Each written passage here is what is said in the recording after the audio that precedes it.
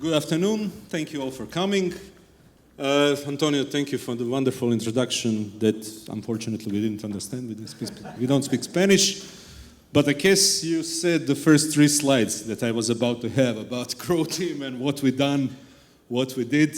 My name is Damjan Mravunac. This is my colleague Davor Hunski. Davor Hunski, and we come from Croatia, from the studio called Croteam. We were known by the Serious Sam game. I understand that. And it was not until 2014 that we released the game that actually changed our studio quite a bit. So we proved ourselves we can do something different than the arcade shooters. And this game was the Talos Principle. So it was a big detour from our Serious Sam series. It was a complete opposite game. And we labeled this as a philosophical puzzler. Puzzler because it's a 3D game where you solve puzzles in a 3D environment. But philosophical part is the narrative of the game, which tackles the various ideas and themes that humanity is interested in, like transhumanism, sentient AI, which is very, very interesting in these days of ChatGPT and various AIs. We tackled this 10 years ago. And since we didn't have a narrative designer within the team, we actually managed to hire 2 amazing guys, Mr. Tom Joubert and Mr. Jonas Kiratsis. And they wrote this beautiful story, a very hopeful one, about humanity trying to continue the species. And how did it all happen? It was just a lucky accident. This game was actually not supposed to be. So we were working on another one of our Serious Sam games, trying to solve the old issue of, what is it, red door, red key, Davor? Yeah, it's, a bad paradigm of having a blue door, blue key from the Doom, like that's like really something from bad designers, like handbooks. So we tried to avoid that. I was trying to think out about something that would change that, replace it with something more interesting, but having the same functionality.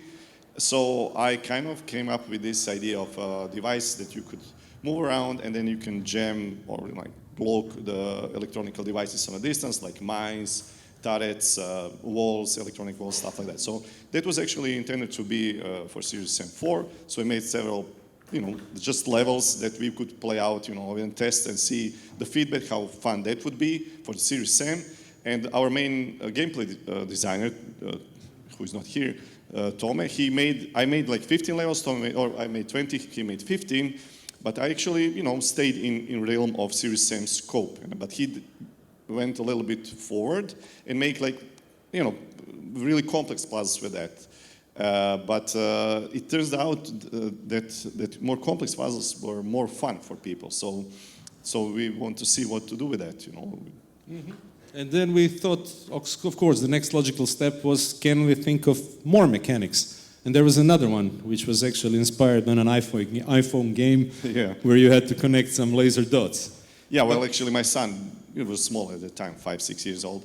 He was playing an iPhone game where you had to connect, blue dots or blue, yellow, and red dots in a labyrinth of a kind. So I see that and I try to, imagine that in 3D, put this into 3D, connect have these connectors or rods that would connect in 3D sources and destinations. And actually that was like second very big important mechanics that turned out to be like at heart and core of the Talos Principle gameplay loop. So I just want to say, inspiration can come from really different sources. Yeah, we had internal discussions having these 2 mechanics. Okay, we should really invent more stuff. And we decided finally to make a full game. So shown on screen is the early prototype that looks like a missile launcher, but this device actually jams the electronic stuff on the levels. And notice the color scheme, which is yellow and black, and that has a reason, and I'll tell about it more later. So, and these are some of the various mechanics that we used. They can all be combined later. So, when it comes to puzzles, we wanted all these devices and mechanics to work like the chess figures. This was one of the biggest principles. So everything should be combinable, and it should be stackable, and should work together in conjunction with each other. So this is the main thing.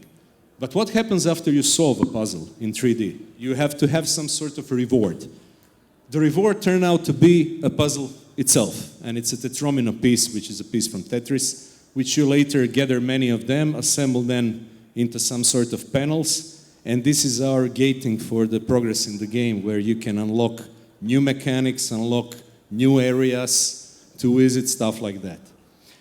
One of the principles was that you shouldn't interrupt players' thinking process. So the player is there thinking about puzzles, nothing should stand in the way. So the whole picture, the visual, audio effects, everything should work very, very seamlessly.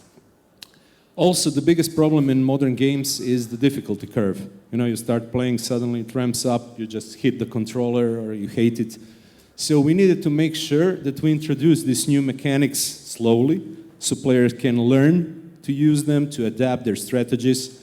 And how did we do this? We did this by polishing our puzzles to perfection.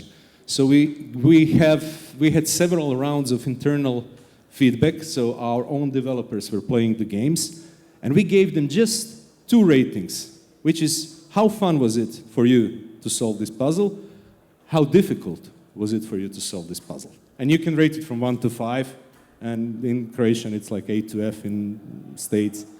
So, and you could leave an optional rating, but based on this data that we had from inside, we were able to gradually introduce from easier to more complicated puzzles. Yeah, I would like to jump in a little bit, just to say that in my rich years of game development, I've seen too many situations where game developers would make too hard game, fitted for their own needs and purposes and skills. This is really wrong. You need to listen to the feedback and adjust it so that it's fun for the normal people, not for you. You are abnormal usually. We also had something we called, let me go back, automated bot testing. Basically, when players play our game, you use devices, mechanics, you use them on various objects in the game. So the automated bot worked like we put the checkpoints, and it mimics what the player does. And every time the build was uploaded to our servers, the bot went through whole game, to all the puzzles, and reported if some puzzles weren't solvable. Because level design team came later, oh, there should be a big, beautiful tree, and there is a huge tree, and you cannot see the door, and you cannot solve the puzzle anymore. So the bot did the report, and we were able to iterate very fast and fix this stuff. This is like an example of our internal feedback sorted by fun and difficulty, which allowed us to do the proper game pacing. And this is something we are very proud of, our visual bug system tool, where you just go in the level, you see something, the column is flying in the midair, you drop the 3D pin, and the next day the level designer could go to that exact point, fix the stuff, mark it as done, and we are done. How did the puzzle start? Using Legos. We all have Legos bricks at home, so this is how we prototyped them at first. It was very cheap and very fast.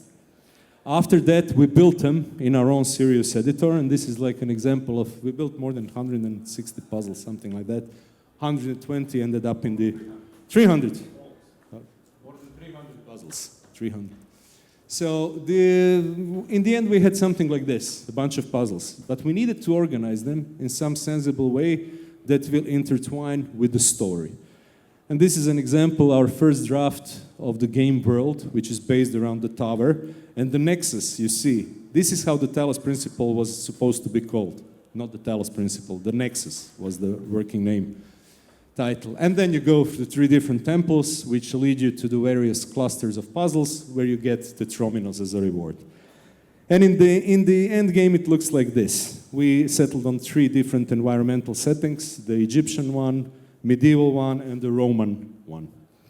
As for the Tetromino puzzles, which you also solve throughout the game, we also build them using paper and scissors, and as simple as possible. In the end, in the game, it looks like this. You place them in arrangers and unlock the progress throughout the game. Let me tell you just a bit about the story. So the story, it's not a spoiler. The game will be in 5 days, 10 years old, I believe. We are having a 10-year anniversary, so it's not a spoiler if I told you it's all a simulation. And it's happening because human race want to continue the species by creating sentient AI, something which is quite popular to talk about these days. But the important thing about the story is that we didn't push the story onto players, that you had to watch boring cutscenes that you can't skip. The story is delivered in a non-obligatory way. And there are several entities happening there. I just post them here. So you can step through the game at your own pace, go to the terminals, find out, reading about text from personnel that developed the simulation. You can find the audio logs, and you can slowly piece for yourself the whole story and what's going on. But if you just want to work on puzzles and do the puzzles, you can do this. No problem at all. For players who invested their time to learn more about story, we gave them 3 meaningful endings. And one of the endings was actually missed during the alpha phase because we thought, oh, no one is going to do this. Actually, people did. So they have an ending. We had to add it back, but it worked beautifully. This is an example of chat where you can talk with the entity that lives in terminals, and you can give your answers, you can ask your questions. It's actually quite interesting talk. If you haven't played the game, I strongly suggest to try it.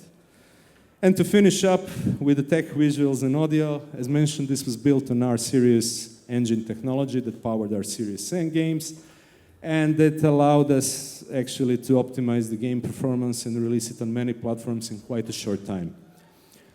The thing I mentioned earlier, the yellow and black, it's important to make these devices that the players are using stand out in this truly immersive and ancient world, very detailed one. So we used the bumblebee color scheme. Turned out this is quite eye-catching, and you can notice the devices from very far. And of course, we tried to make the UI very intuitive, as less complicated as possible, very subtle, so just to enhance the experience. When it comes to music and sound design, everything needed to serve the bigger picture. So there was no interfering with the thinking process. It just worked as an ambience, as a music there in the background, helping you relax while you're solving puzzles. And of course, the sound design, all the sound cues are very precise. You can actually be blindfolded and listen to the player next to you going through the game. You will exactly know when he opened the door, when he jammed the device. So it's all very subtle and precise. And what has this brought us? The end result. Our best rated game until the Talos Principle until 2. this one. Yeah, the Talos Principle 2, which was delivered last year, a little bit more over a year has passed now. It was how it all started. It was like a huge challenge, and it was scary actually, because trying to make a sequel to a game that was so successful and acclaimed with such a high praise, amazing game, it's really scary. Sequels are hard to do, so we kind of invested almost slowly cook it in the background for almost 5 years while we were doing Series N games. We tried to compile the answers, to find the answers for our 4 main pillars. That's the game is sitting on: story, gameplay, visuals, and audio. Audio will be done by a master. We don't have zero afraid of that. But the story, gameplay, and visuals were very important. We didn't want to jump into the making the game until we were really sure that we have something special there, because sequel to that game, like Talos Principle, was really need to be something special. So story, we had a week of writers in Zagreb. We discussed that quite a bit over that week, in before and after. It was cooking for some time until the writers come up with a scheme how to do it. Gameplay-wise, every few months we would come up with a new mechanic during this 5-year period, more or less. And then, just an idea, okay, this would be cool, this mechanic would be cool. So we stacked up that, quite a bit. And then the final nail in coffin would be the visuals, right? We didn't know how to do the visuals, actually, how the game would actually look like until I come up with this brutalist scheme, like brutalism, this raw concrete thing back from the 50s, that was very much aligned with the themes that we want to say. So that was a perfect match. Once we had that, then we were confident enough to start working on a game. Design-wise, I think it was a brave move to change the proven game structure in the original game.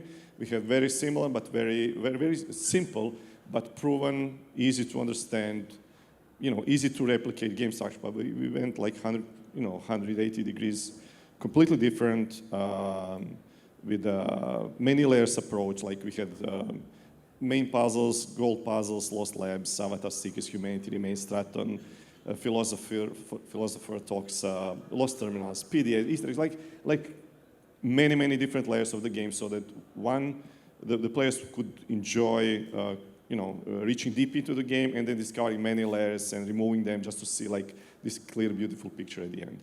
So this is one thing, and also the structure of the game you'll see later on one of the shots. We changed actually drastically the scheme of the levels and the structure of the game itself. Questionable start, what that means. First, we thought of something, we made it, and we tried and tested, and it wasn't working. So in the beginning of the game, we had like many consequential actually scenes, sequences that you could not play puzzle at all, almost. Like in initial simulation, but it was something that was seen before in the first game. Then you would have like a bird lab, a dam, events on the dam, then train ride, then New Jerusalem. You can spend like half an hour and even more in the New Jerusalem, meeting people, discussing, seeing the places, and then you have like meeting room, mega structure, and whatnot. Like many different sequences where you would not play the puzzle game, right? And it was a puzzle game. So we decided, okay, this is too much. We kind of changed the original plan. So New Jerusalem became optional instead of mandatory. And we introduced one more visit to the New Jerusalem. That's the robot city that you will see later, afterwards in the game. So this was actually a big change that we decided. It was a little bit, like yes and no. Writers wanted to leave it in, but we thought that it will be better that we remove it after playtesting. So yeah, that was like more than 1 hour until the first puzzles. So we changed New Jerusalem to optionally, and main area of the game has almost mathematical structure. That's something that I was talking about. The mega structure in the center has 4 sides of the pyramid. Then it has 3 receivers that you need to activate. Each receiver corresponds to one cluster in the game, and each cluster inside has like 8 puzzles that you have to solve through 2 mandatory puzzles and 1 gold puzzle. But you will see it's a very mathematical, very not organic, but very strict structure that we went for, and it turned out to be very good. You see this +2. This +2 means that we introduced that after the first game, that you have to solve every single puzzle in the game to finish the game. Here we didn't do it for that. We added optional puzzles. I think that's very good for the puzzle game. So you have to solve 8, but you have extra rewards if you solve 2 more, right? But 8 is necessary to get to the end of the game. Gating, for the gating, we use the story elements. We use these so-called progress wheels that are like at the end of each puzzle. You get a reward. You open something, like some kind of coin or spirit or whatever, to unlock further. And we build these bridges and towers as rewards for finishing the level, and bridges that you kind of build to get the tower. So this is just a gating mechanism. You'll see how that works later. Milestones, maps, and compasses for navigation. This is something that we added so the players would be able to navigate in the space. It's very important when you have like open game or semi-open game, so people would not get lost. There are very clear signs on HUD or in the space where you need to go. We went for simplicity there, and so when people are not able to move around and do what they want, that's a pretty big problem. So we solved that with maps and compasses and stuff like that. To develop dioramas and maps, maybe some stuff that looks like this. Okay, so this is just the maps that use for us developers internally. It has no use in the game itself. You cannot see it anywhere, but it's very useful to see, to present to your teammates. What do we plan? It's very easy to read. This is like an original simulation plan that you have like 3, green tetrominos, yellow, and how it's actually structured. We did that quite a bit, extensively throughout early in the game, so we can show and display and explain the game to other devs so they understand it better. It's easier when you have graphics, but it's easy to make too. So this is like Bird Lab. This is like dam and events of the dam, like Prometheus appearing and telling you, introducing to a story, let you drive, and then riding to the robot city, and this is like a scheme of robot city where you can see all important elements like colored, like when you reach the city, Alexander Drema Memorial, there's like a museum. The robot city is actually New Jerusalem. Yeah, New Jerusalem robot city. It's like the developer's name, New Jerusalem. And then Alexander Drema Memorial, Constitution Monument, Quest Memorial. You can see the meeting room and then VTOL and stuff like that. But this one is actually the one that I use the most, probably more than 1,000 times, to explain our people how the game will look like. So you can see like original simulation, birthplace, then dam, riding, New Jerusalem, and then VTOL that will drive you in front of the megastructure, and the ring around the megastructure with all of the towers, mechanics. This is just very simple map of the game that was used quite a bit to explain the developers during the development. Story-wise, I would say the Talos Principle in its heart is all about the lost dreams of humanity. This is very important for us. This was very important for us. We kind of missed this early 50s positive spirit of humanity. Like early works of, the sci-fi books of legends like Clark, Asimov, and movies like Forbidden Planet. Just a vision of humanity, future, space, just something very, very positive that was, present in those days, and recently we just lost it. Like as a civilization, it's just like a grim, scary future, killing robots, and there is no positivity in the world these days. So we don't think that's right, that's fair. And then this game, Talos Principle, represents all opposite. Like we had, of course, influences because our writers are Greek.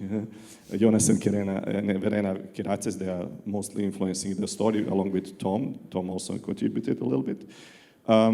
So we have a heavy influence of Greek mythology, but also we have like, retro sci-fi books, as I mentioned, and movies like Forbidden Planet, visually very striking, very old movie, but something was, we felt it quite deeply about stuff that people made 60, 70 years ago. Again, we wanted the game to feel unique, so enough of the good ratio of old and new stuff when you do the sequel, right? It needs to be fresh, but still very relatable to the original game, and I think that we nailed that right. But it was, it needed to be very logical continuation of the story from the first game. Like, also we did quite a bit on, about society, about resource management, about this, I would say, progressive versus conservative views, the Hobbit dilemma, should we expand, should we stay here? Just something that reflects the whole humanity and thoughts that you can see every day around. And also we presented the game so that everybody could find its own answers, like going through the story in the game, you can find your own niche where you want to go, what are your views of the world, but also you can listen, you can see and hear the other side or different line of thinking. I think that's very precious, always. Again, in the core, it's like a team adventure, mystery, exploration. This is something that like a little detective story. What's happened is like a mystery there that you have to see what Athena did, what is this mega structure all about. We also try to make some strong and memorable characters. And one part of the story is very emotional, about the family, lost family, and it's something really, really cool, very emotional. People are attached to it. So we have like a little bit colder, themes, but we also have some very emotional, personal themes there in the story. And of course, story is delivered through the many voiceovers and dialogues. I think later we will see, okay, this is how it looks in the game. There's like a few scenes where you can see how the story is delivered. Gameplay-wise, also very important, like a second pillar, how to do the core gameplay loop. Again, innovative, but still feeling the old of the same, not losing the touch with the original game. It's a similar story and that you can find with Portal 1 that had portals and guns that shoot portals, and they made a Portal 2 game that did have no portals at all, and then they have to rework the game completely to have that, but they're Valve, they can do that. And they made one of the best games ever, actually, right? So gameplay-wise, we invented, the plan was to have, you have 12 clusters, those towers that you can see around the megastructure ring, And then we wanted to have like 10 new mechanics or something like that, 8, 10, 12. And then, so we did a few very innovative ones, like 5 very new ones, different, and a little bit of variations with of the known mechanic. And that's exactly what we did. So gravity drill bank and was new big ones, let's say, and many laser variations like accumulator, mixer, inventor, and stuff like that. The cool thing about production is that we, because the first game was done in Sirius Engine, and then we switched to Unreal Engine. At that time, where we were transitioning to Unreal Engine, we didn't know how to do and test puzzles. So we decided to implement all of the core game mechanics in the old engine, although we knew that we have to redo this work again. But it would save us time. It was quick for us to do that in old engine. And the guys did mechanics. People were used to doing the gameplay there, testing. Everything was set up for the first game. So we used those systems for the gameplay people to make and select puzzles while we were developing the Unreal version of the game. So, okay, one of our lead, our lead game programmer, Adrinek Goran, he actually did the 3D Tetromino version of the original Ranger. Yeah, Tetromino Ranger thing. So that was kind of used for the gating, as a gating mechanism in the second game. So you cannot reach the tower until you collect enough tokens to build a bridge and reach the tower. Yeah, and this is what I said. Maybe I was not correct for the first game, but for the second game, we had like 100, actually we have exactly 132 puzzles in the game, but we had developed almost 300 puzzles. So kind of, for each puzzle, we have 2.5 puzzles that were rejected. Half of it was rejected after initial testing and iterating over them. So yeah, you have to do that to have a quality. This is like devices, how they feel in the game itself. Yeah, just a few scenes of those. Visuals, big point, well, this is probably the most demanding thing to make a beautiful game in 3D. 3D is demanding anyways, but to make it a huge world, open world with so many diverse locations and setup scenes, it's very, very, very difficult. And maybe I made a little bit of mistake of over-designing the second game because I was afraid to make a great sequel. So it bite us a little bit in time-wise, because it almost took us 3 years to finish the game. But at the end, it is a really, really gorgeous game visually. So we had a very diverse environments. As I said, we had to do futuristic style of New Jerusalem. And then the core of the game was done in puzzles.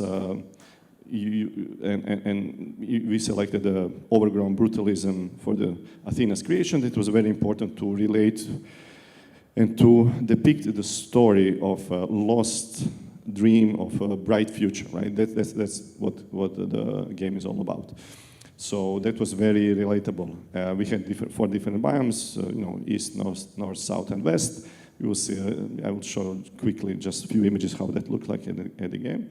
At the end, and towers, very hard to do. We have to deliver 12 giant structures, each one completely different and unique, and you can come close and see the details, and they're like 100+ meters tall. So again, another hard thing to do, megastructure, ancient, epic, mysterious, from outside to inside. It was like... We have a thing for pyramids. Yeah. So all of you who played Serious something very, very deep in us.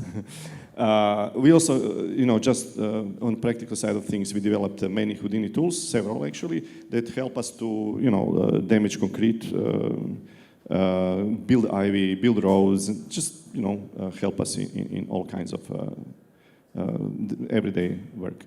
So this is how the New Jerusalem city looks like.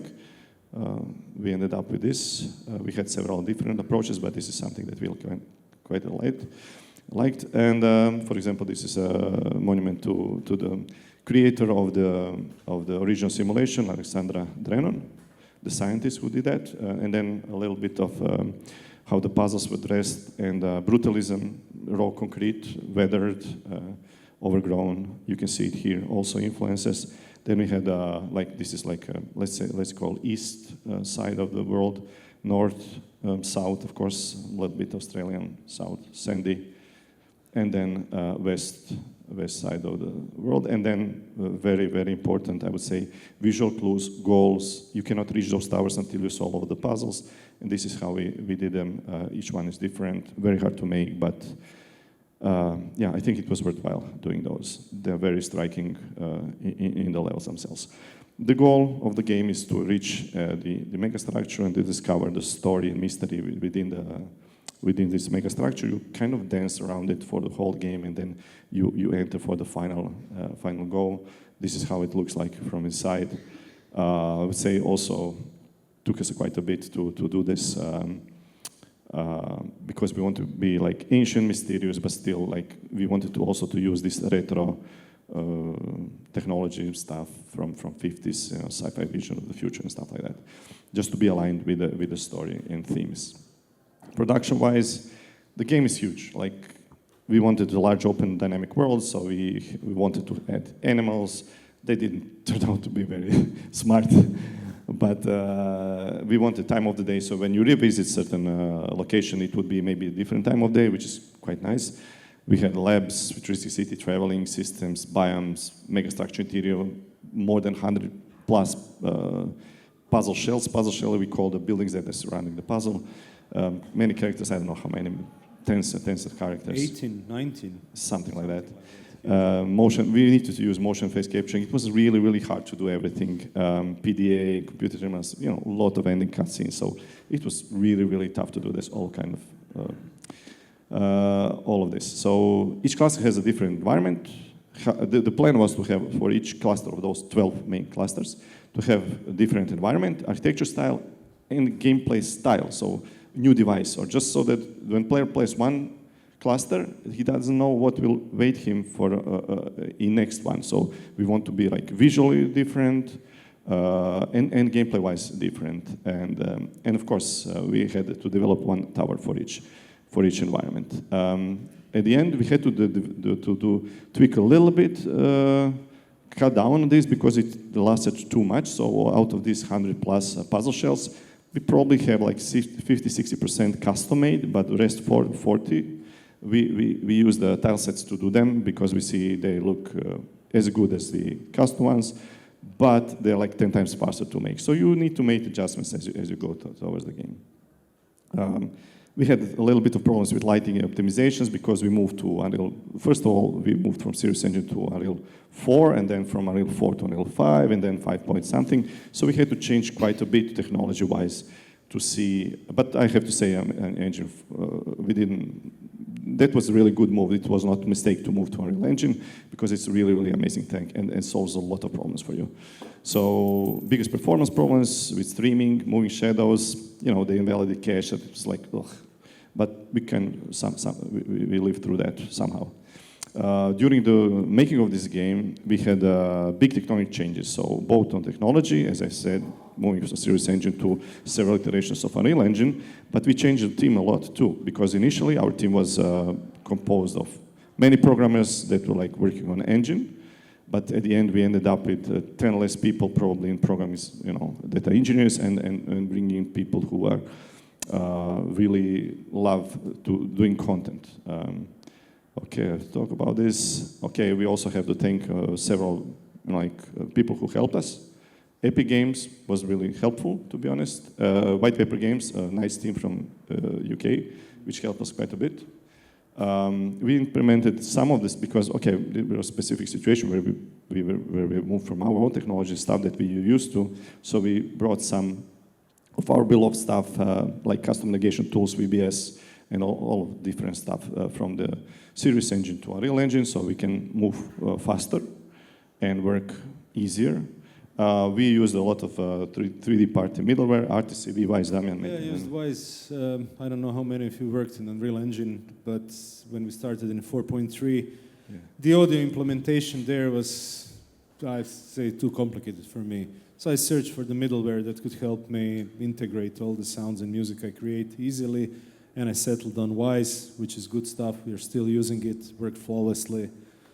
Yeah, I also have to mention here the Angel script. If anybody's working in Unreal Engine, I think it's worthwhile looking at the Angel script. We use it quite a bit. We're used to Lua back in our engine, and because we love custom scripting, easy to program, fast, iteration loop is amazing. So I advise you. We got this advice from the Epic people just to take a look if there's something there.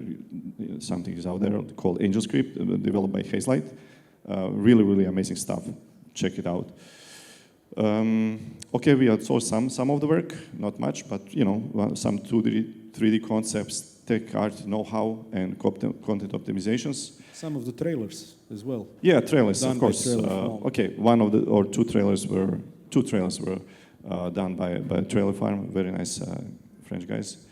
150,000 words in total. We translated to 12 languages, 3 platforms, almost 3 years in making, and launch was very smooth. And after the game, post-release, in like 6-7 months, we developed a critically acclaimed DLC, Road to Elysium, that has like 3 completely different stories, 20 hours of gameplay. It's a huge, huge upgrade. Very nice, very different, highly praised. If there is a chance, take a look at that. Acknowledgements, I have to thank people. I'll just mention, Davor, that after the release, Talos Principle 2 was our best rated game. Yeah. It scored even higher than Talos Principle 1, which was a huge acknowledgement to our team. Yeah, in the beginning I was really hoping to get somewhere, near, not to be slayed because people used to, slay sequels. And now I was really, really amazed. And, when you see that all of your passion work, know-how, and love is put into this game, into any game, and then you see such a nice feedback back, then it makes everything, all the hard work worthwhile. So yeah, we are very proud that what we managed to achieve. And I have to thank our dear publisher and producer because they helped a lot, with the locations, marketing, localizing thing, testings, outsourcing, help. It is amazing for us to have on Talos Devolver and our producer. It is strange to say from a developer's perspective, but it was really, really good relationship, awesome stuff. And the team, it's just privileged to work every day with those guys. They're just not only great professionals, they're great humans. That's something very special in our industry. We work with, we have like unbelievable crew there. Thanks to them, of course, and to our fans. And of course, thank you for listening to us. So, at the end. Thank you all. Thank you.